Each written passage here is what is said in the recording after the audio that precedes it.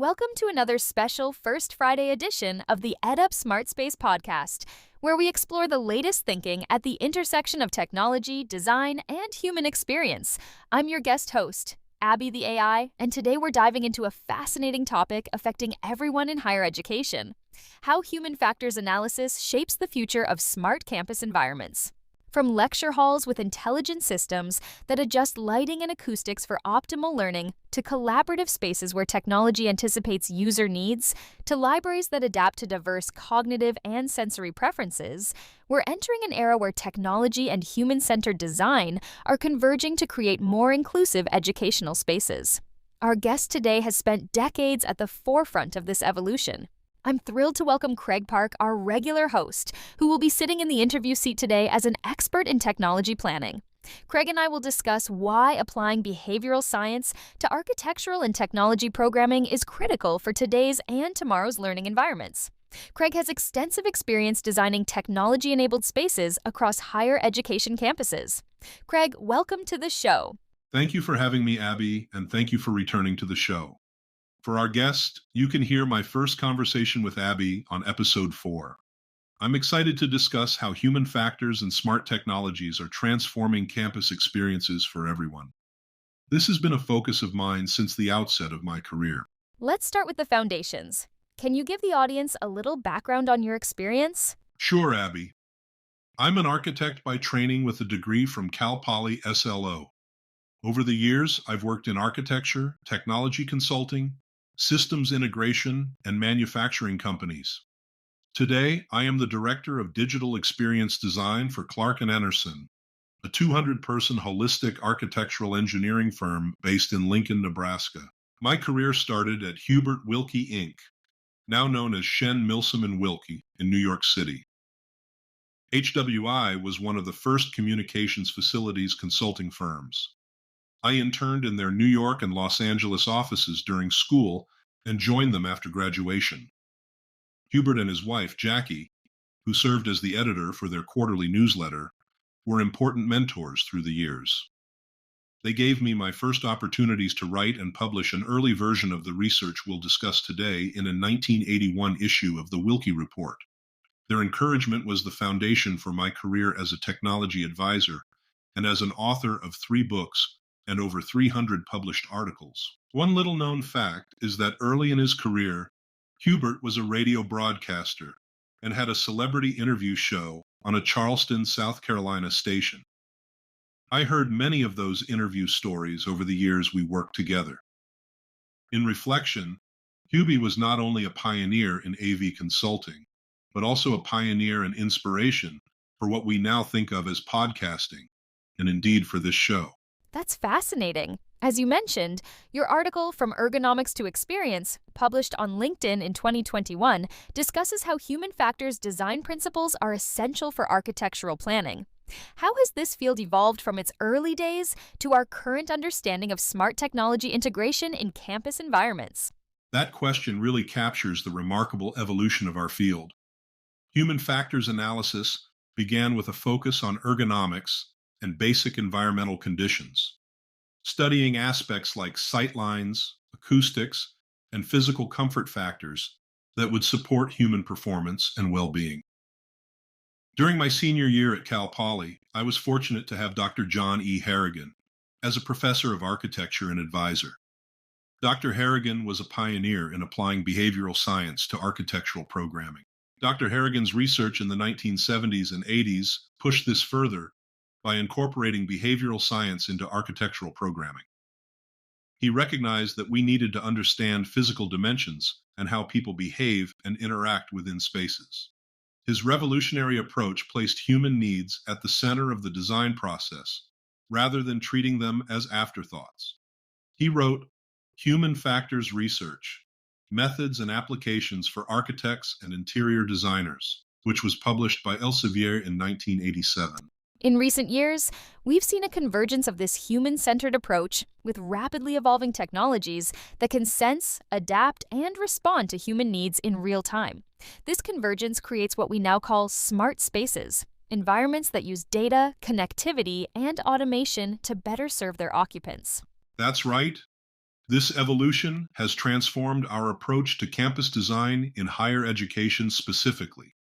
We've moved from creating static environments with fixed technology to developing responsive ecosystems that can adapt to different teaching modalities, learning preferences, and user needs, including the full spectrum of neurodiversity that exists across campus populations. Could you elaborate on what makes a campus space truly smart and how this relates to traditional human factors principles? A truly smart campus space goes beyond simply containing advanced technology. It integrates technology in ways that enhance the human experience based on a deep understanding of how people learn, teach, and interact. The connection to traditional human factors is direct. Dr. Harrigan emphasized that successful spaces must be based on understanding user activity rather than preconceived notions.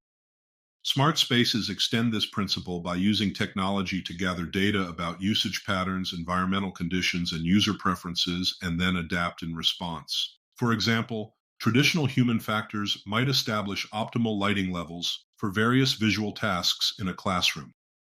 A smart classroom uses occupancy sensors, daylight sensors, and even biometric feedback to adjust lighting based on the current activity, time of day, available natural light, and occupant preferences. Some advanced systems are even beginning to recognize signs of student engagement or fatigue and adjust environmental conditions accordingly. Similarly, acoustic design has evolved from static solutions focused on basic speech intelligibility to dynamic systems that can adjust sound reinforcement and active noise cancellation and even introduce beneficial background sounds based on current activities and user needs. What connects all this back to Dr. Harrigan's work is the fundamental commitment to creating environments that respond to human needs, rather than forcing humans to adapt to rigid environments. The difference is that technology now enables this responsiveness to be dynamic and personalized rather than static and standardized. How is this smart space approach particularly relevant to higher education compared to other sectors? Higher education presents unique opportunities and challenges for smart space implementation that distinguish it from corporate or residential environments. First, educational environments serve incredibly diverse populations with varying needs, abilities, and preferences, from first-year undergraduates to doctoral researchers to lifelong learners across all disciplines and backgrounds. This diversity creates both a challenge and an opportunity for smart systems that can adapt to different user profiles. Second, educational spaces need to support multiple pedagogical approaches, sometimes within the same physical space. For example, a classroom might host a traditional lecture in the morning, problem-based collaborative learning in the afternoon, and a student organization meeting in the evening. Smart systems can reconfigure lighting, acoustics, technology access, and physical elements to support these different modalities. Third, higher education institutions increasingly focus on equity and inclusion, recognizing that traditional one-size-fits-all environments may inadvertently disadvantage specific student populations. Smart spaces can help address this by providing personalized accommodations without requiring special requests or separate facilities. Finally, universities are often at the forefront of research and innovation, making them ideal test beds for new smart building technologies. The academic environment encourages experimentation and rigorous outcomes assessment, which helps advance the field more broadly. Let's explore the specific technologies that are transforming campus environments. What are the key systems, and how do they work together to create truly smart educational spaces?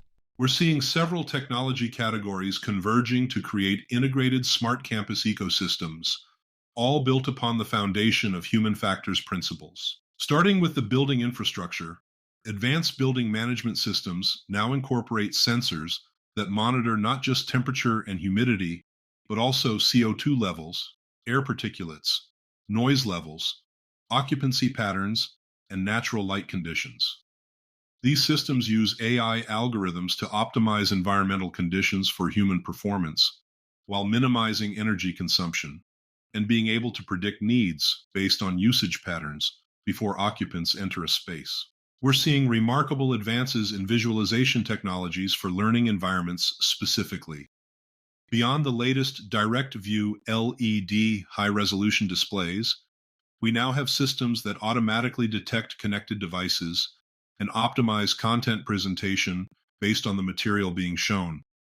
Some can even adapt content presentation based on viewing distance or ambient light conditions to ensure visibility for all students, regardless of their seating position. Audio systems have similarly evolved.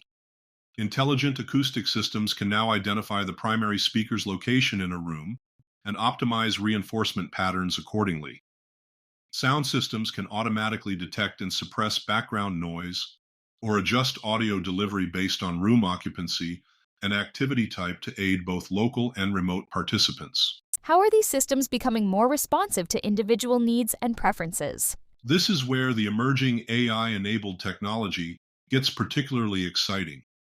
We're moving from spaces that adapt to general conditions to ones that have the potential to respond to individual preferences and needs, especially relevant for supporting neurodiversity in educational environments. Personal device integration is a key enabler here. Many campuses are implementing systems that allow students and faculty to communicate preferences to room systems through their smartphones or ID cards. For example, a student with auditory processing differences might set a profile that automatically adjusts acoustics in their vicinity, or someone with visual sensitivities might have lighting adjusted when they enter a space. Location-aware technologies have transformed wayfinding. Smart campus apps can now guide users to their destinations through unfamiliar buildings and help them find spaces that match their current needs, whether that's a quiet study area, a collaborative workspace, or a room with specific technology requirements. Perhaps most significantly, we're seeing the emergence of AI-enhanced learning environments that can recognize patterns and adapt accordingly. These systems might detect when student attention is waning and suggest environmental changes or activity shifts to the instructor. They can identify which technologies are being utilized effectively and which are being bypassed, helping institutions make better decisions about future investments. That's really exciting. How do these technologies support the various ways people learn and interact on campus? This is where smart technologies truly shine. They can accommodate the full spectrum of learning modalities and cognitive styles that exist across campus populations. For active learning environments, we're implementing systems that facilitate seamless transitions between different modes of instruction. Touch panels or voice commands allow instructors to reconfigure room technology instantly, switching from lecture mode to small group work to student presentations without technological friction. Smart furniture systems can even physically reconfigure spaces to support different activities. Intelligent capture systems can track instructors moving throughout a space for asynchronous and hybrid learning, automatically frame video appropriately, and even identify and zoom in on demonstrations or whiteboard content. These systems integrate with learning management platforms, making recordings available with searchable transcripts and automated chapter markers. Adaptive technologies provide options for students with diverse learning preferences, including those across the neurodiversity spectrum, without requiring special accommodation processes.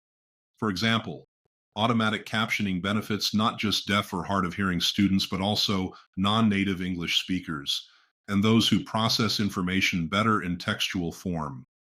Adjustable interfaces allow content to be displayed in ways that accommodate visual processing differences. Throughout all these applications, the technology remains grounded in human factors principles. It exists to serve human needs rather than for its own sake. The best smart campuses use technology as an enabler of human connection and learning rather than replacing human interaction. Let's delve deeper into the role of artificial intelligence in campus design and operation. How is AI changing our approach to creating and managing educational environments? AI is transforming campus environments in three fundamental ways: through predictive design, operational optimization, and personalized adaptability. Starting with predictive design, we can now use AI to analyze vast amounts of data from existing spaces to inform new building projects.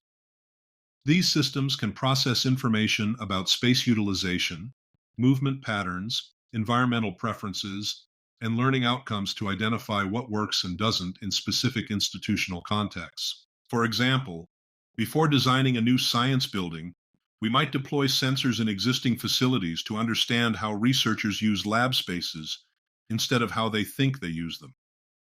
AI can identify patterns humans might miss, like correlations between specific spatial configurations and higher collaboration rates, or environmental conditions that correlate with more extended periods of focused work. This data-informed approach doesn't replace human creativity in design, but enhances it by providing evidence for decision-making. It helps us create spaces that respond to actual usage patterns rather than idealized notions of how learning and research should happen. That's fascinating for new construction, but what about existing campus buildings? How is AI helping optimize those spaces? For existing buildings, AI is revolutionizing operational optimization, helping facilities operate more efficiently while better serving occupants. Smart building systems now use machine learning to predict usage patterns and adjust systems accordingly. For example, rather than running HVAC systems on fixed schedules, AI can learn to predict when specific spaces will be occupied based on historical patterns, current registrar data, and even factors like weather conditions that might affect campus activity. The system might recognize that a particular seminar room is typically used for 3 hours on Tuesday mornings, then automatically optimize temperature and ventilation to ensure comfort when people arrive while conserving energy when the space is vacant. Similarly, predictive maintenance uses AI to identify potential equipment failures before they occur, allowing for scheduled interventions rather than emergency repairs that might disrupt classes or research activities. What connects this back to human factors is that these optimizations aren't just about efficiency. They're about creating more consistent, reliable environments that support the human activities happening within them. When systems work seamlessly, they fade into the background, allowing people to focus on learning and teaching rather than wrestling with environmental controls. You mentioned personalized adaptability as the third transformation. How does that work in a campus context? This is perhaps the most exciting frontier of intelligent campus design, creating environments that can adapt to individual preferences and needs in real time.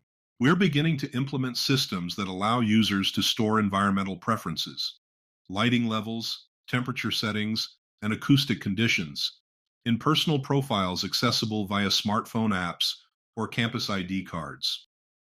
When they enter a space, the environment automatically adjusts to their preferences where possible, or to a compromised setting when multiple users have different needs. For learning spaces specifically, AI systems can help create more inclusive environments by providing personalized accommodations without requiring special requests. For instance, students with attention differences might receive lecture content through their personal device with minimal distracting elements. In contrast, another student with visual processing preferences might receive the same content with different color contrast or text formatting. These adaptive systems are particularly valuable in supporting neurodiversity across campus populations. Rather than requiring students or faculty to disclose specific needs or request accommodations, the environment responds to preferences, creating more equitable access without stigmatization. What's most powerful about these AI-enhanced spaces is their learning over time. As users interact with their environments, the systems become more adept at predicting needs and optimizing conditions for specific activities and individuals. These technologies offer tremendous possibilities, but they must also present challenges. What are the primary obstacles to implementing truly smart campus environments? You're absolutely right. Alongside the opportunities come challenges. The first is infrastructure integration. Many campuses have buildings spanning different eras, with various systems that weren't designed to communicate with each other. Creating a cohesive smart environment often requires building complex integration layers between legacy systems and new technologies. The second challenge is balancing technological sophistication with reliability and usability. The most advanced smart system is worthless if it's unreliable or too complex for users to operate effectively. We have to ensure that the technology enhances rather than disrupts the educational experience. Cost and resource allocation present another challenge. Implementing comprehensive smart systems requires significant investment, and institutions must make difficult decisions about where to allocate limited resources.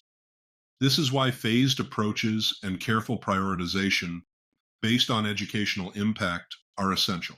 Perhaps most fundamentally, there's the challenge of faculty and student adoption. Even the best designed systems will fail if users don't understand their benefits or how to interact with them effectively. This requires thoughtful change management, training programs, and clear communication about how new systems support teaching and learning. You mentioned equity earlier. How do we ensure that smart campus technologies promote rather than undermine educational equity? This critical consideration must be central to any smart campus initiative. If not thoughtfully implemented, technology-rich environments could exacerbate existing inequities. First, we must design with universal access in mind. This means ensuring that smart systems don't create new barriers for users with disabilities or those without access to the latest personal devices. Alternative interaction methods should always be available. If a system can be controlled via a smartphone app, it should also be controllable through physical interfaces or voice commands. Second, we need to address the digital literacy gap. Some students and faculty may be less comfortable with technology than others, and this discomfort shouldn't become an educational disadvantage. This requires intentional support and training programs, particularly for populations that historically have had less access to advanced technologies. Third, data privacy and autonomy must be protected. Smart systems collect significant data about user behaviors and preferences, which raises important questions about privacy, consent, and institutional surveillance. Clear data collection, usage, and retention policies are essential, with transparent opt-out options where appropriate. Finally, we need to be mindful of the potential for technological determinism, the assumption that more technology is always better. Sometimes the most innovative solution isn't the most technologically advanced, but the one that best serves human needs, which might involve a thoughtful combination of high-tech and low-tech elements. Speaking of data, what ethical considerations should institutions be mindful of as they implement these systems? Data ethics should be at the forefront of any smart campus initiative. These systems generate enormous amounts of information about how people use spaces, interact with technology, and engage in learning activities. This creates several ethical imperatives. First, institutions must establish clear governance structures for data collection and usage. Who owns the data generated in smart campus environments? What are the limits on how it can be used? How long should it be retained? These questions should be addressed proactively through inclusive community processes rather than after systems are already deployed. Second, there's the issue of informed consent. Users should understand what data is being collected about them and how it will be used. This is particularly important in educational environments where students may not feel they have a meaningful choice about participating in institutional systems. Third, we must be vigilant about algorithmic bias. AI systems learn from historical data, which may contain embedded biases. If we're using these systems to inform design decisions or personalize environments, we need to ensure they don't perpetuate inequities or reinforce problematic patterns from the past. Finally, there's the broader question of technological dependency. As we integrate more smart systems into campus environments, we create potential points of failure and dependency. Institutions should maintain appropriate fallback capabilities and avoid creating environments that become unusable when technology fails. What connects all these considerations back to human factors principles is the recognition that technology exists to serve human needs and values. The most sophisticated smart campus will fail if it doesn't align with the institution's fundamental educational mission and community values. Let's make this concrete for our listeners by exploring some potential implementations. What might an ideal smart campus environment look like if institutions fully embraced these principles? I can envision several compelling possibilities. Consider how a science library could be reimagined as an adaptive learning commons. Rather than traditional fixed study carrels and reading rooms, the space could feature zones with different sensory characteristics that users could further personalize. Visualization labs could include augmented reality and virtual reality tools for research and exploration. Such a design might include areas with diffuse natural light for those sensitive to harsh illumination, sections with active noise cancellation for those who need minimal auditory distraction, and collaborative zones with interactive displays and configurable furniture. A room reservation system would make it truly smart, allowing students to specify environmental preferences when booking spaces, with the environment automatically adjusting when they check in. In this scenario, we would likely see different students gravitating toward different zones based on their learning preferences, but also rotating between zones depending on their current tasks. Quiet areas for focused reading, collaborative group work, and mixed environments for creative activities. This would validate the human factors principle that diverse environments serve learning better than standardized spaces. Craig, how might smart technology transform traditional instructional spaces like classrooms and lecture halls? A great question, Abbey. Intelligent systems could revolutionize traditional learning spaces. Imagine a network of adaptive classrooms equipped with environmental sensors, smart lighting, and integrated audiovisual systems. These rooms could feature occupancy detection that adjusts lighting and air quality based on the number of students present. Ceiling microphone arrays with AI processing could identify which student is speaking during discussions and automatically focus cameras and audio pickup on that location. Particularly valuable for hybrid classes with remote participants. A particularly innovative possibility would be an AI-enabled agentic instructor profile system. Faculty could store teaching preferences, from technology configurations to lighting scenarios, which would automatically deploy when they enter the room.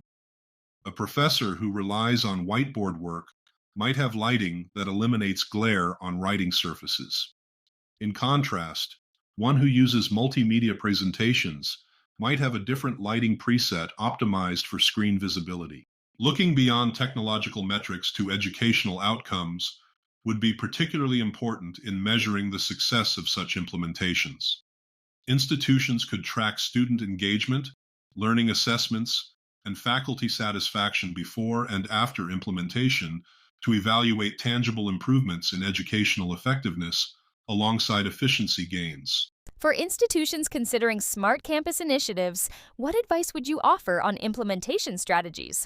My first recommendation would be to start with clear educational objectives rather than technological capabilities. The most successful implementations would begin by identifying specific challenges or opportunities in the learning environment, and then selecting technologies that address those needs, rather than starting with technology and looking for places to apply it. Second, I'd suggest adopting a phased approach with deliberate sandbox-style pilot projects, as we've discussed in several previous episodes. Institutions could choose specific spaces or buildings where they implement integrated solutions, evaluate outcomes, and refine approaches before scaling. This would allow for learning and adaptation without the risks of campus-wide deployment. Third, building cross-functional teams would be essential, including facilities management, IT services, accessibility specialists, instructional designers, and, crucially, faculty and students who will use the spaces. This diverse expertise would help ensure that implementations address the full range of needs and perspectives. Fourth, developing clear metrics for success that go beyond technological performance to include measures of educational effectiveness, user satisfaction, and inclusivity would be vital. These metrics should be established before implementation and monitored continuously to guide adjustments and inform future investments. Finally, investing in change management and user support would be critical. Even the most sophisticated smart campus will fail if users don't understand how to interact with it effectively. This means developing intuitive interfaces, providing appropriate training, and establishing responsive support systems for when issues arise. What about institutions with limited resources? How can they begin moving towards smarter campus environments? This is an important consideration, as not every institution can implement comprehensive smart building systems.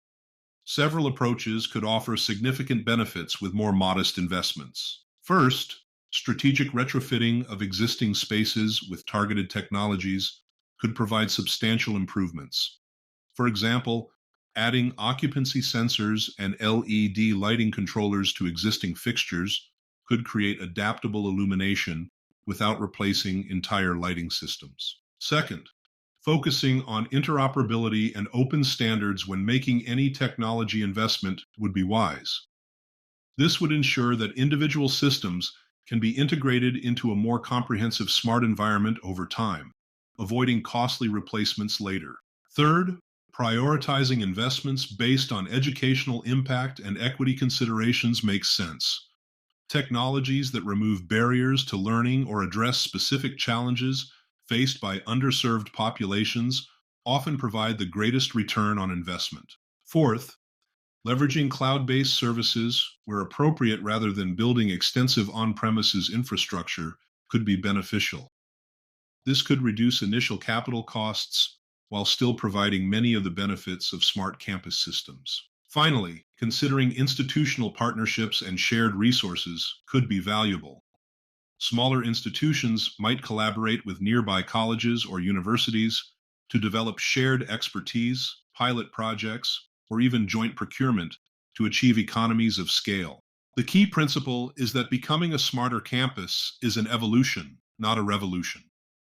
Thoughtful, incremental changes guided by clear educational objectives can yield significant benefits even with limited resources. Craig, as we look to the future, let's close as always with the important question, what comes after, what comes next? How do you see smart campus technologies and human factors design continuing to evolve together? We're moving towards simultaneously more technologically sophisticated and fundamentally human-centered environments. The best smart campus initiatives recognize that technology is valuable only insofar as it enhances human experience and learning. We'll see greater personalization through physical adaptability and digital layers that modify how individuals experience spaces. This will support different learning preferences and the full spectrum of neurological diversity in any campus community. AI will become more sophisticated in understanding and anticipating human needs, but always with human oversight and governance. The goal isn't to replace human judgment, but to augment it with insights derived from patterns that might not be apparent through observation alone. I also expect continued blurring of boundaries between physical and virtual campus environments. Smart spaces will increasingly support seamless transitions between in-person and remote participation, creating hybrid experiences that preserve the benefits of physical presence while expanding access and flexibility. Perhaps most importantly, I believe we'll see a deeper integration of sustainability and human-centered design, as we discussed in the previous episode with Heather Keel. Smart systems that optimize energy use while enhancing human comfort and performance demonstrate that these goals can be complementary rather than competing. What connects all these trends back to Dr. Harrigan's pioneering work on human factors-based design is the fundamental commitment to creating environments based on how humans actually function and interact, rather than idealized or standardized notions. The difference is that technology now enables us to respond to human diversity and adapt to changing needs in ways that weren't possible in earlier eras. Thank you, Craig Park, for sharing your expertise and vision with us today. You've given our listeners a deeper understanding of how human factors analysis and innovative technologies are converging to create more inclusive, effective, and sustainable campus environments. And thank you to our listeners for joining us for this episode of EdUp Smart Space. If you're involved in campus planning or interested in creating smarter educational environments, I hope today's conversation has provided inspiration and practical insights. Until next time, I'm Abbey, the voice of AI, reminding you to follow us on your favorite podcast channel and share the show with your friends and colleagues. Thank you to the EdUp Experience Network for their support. You can learn more at edupexperience.com. Until next time, let's keep building smart spaces together.